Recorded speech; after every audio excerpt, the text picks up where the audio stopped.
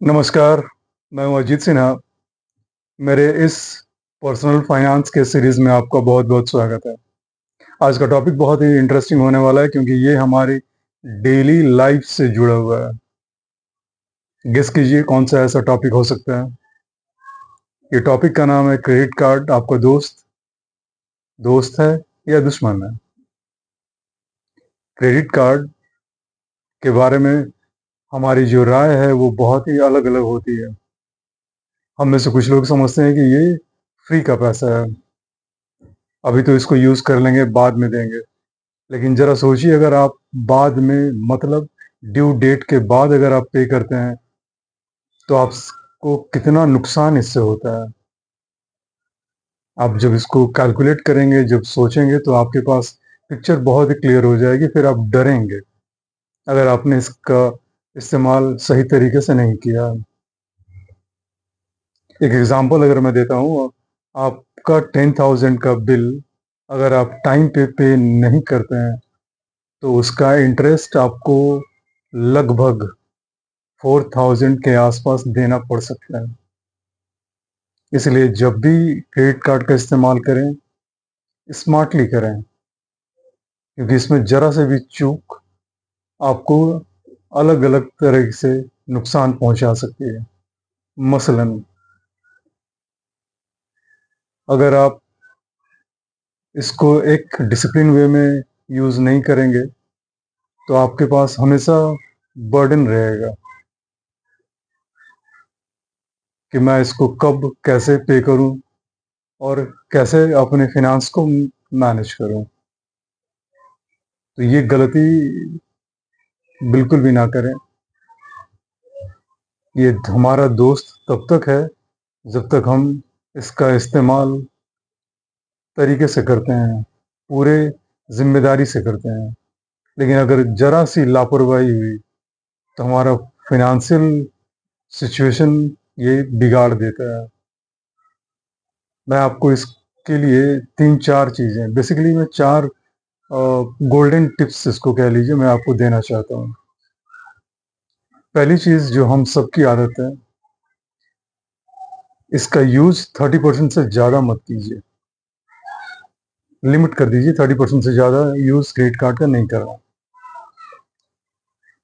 एक अट्रैक्शन हमें होता है कि हमारे पास 4-5 क्रेडिट कार्ड होने चाहिए, ये मत कीजिए। एक क्रेडिट कार्ड रखिए जो आपकी नीड को फुलफ़िल करती हो, दिखावे के चक्कर में मत पड़िए। तीसरी चीज़, क्रेडिट कार्ड से कभी भी कैश मत निकालिए क्योंकि उसपे जो इंटरेस्ट है ना, वो बहुत बड़ा इंटरेस्ट होता है। और लास्ट 4th पॉइंट, आप जितना भी आपका बिलिंग अमाउंट है, जो बिल अमाउंट है, जो अमाउंट आपको पे करना है, वो फुल पेमेंट कीजिए। वो मिनिमम पेमेंट के चक्कर में मत पड़िए। अब अगर आप ये 4 गोल्डन टिप्स अपने हैबिट्स में लेकर के आते हैं, तो यकीन मानिए आपको बेनिफिट मिलेगा। अब किस तरह का बेनिफिट मिलेगा? क्रेडिट स्कोर होता है, आप सब जानते हैं। तो अगर आप टाइम पे पेमेंट करेंगे तो आपका क्रेडिट स्कोर इम्प्रूव करता है, उसके पॉइंट्स होते हैं। और अगर आप इस चीज़ को फॉलो करते हैं तो जो लेंडर है उसका आप पे ट्रस्ट बनता है।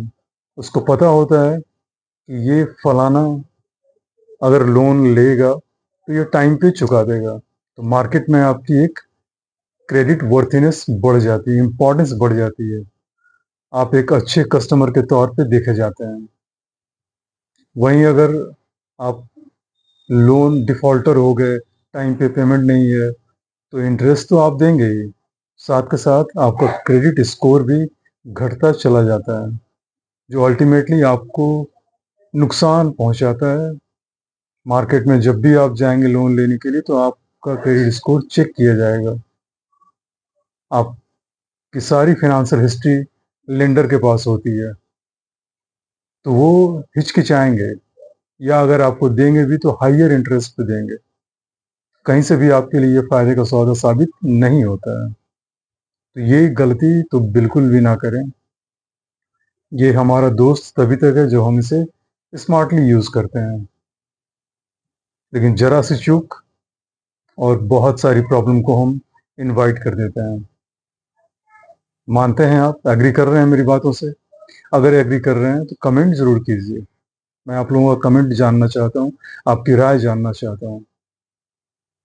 और इस चैनल को सब्सक्राइब ज़रूर कीजिए।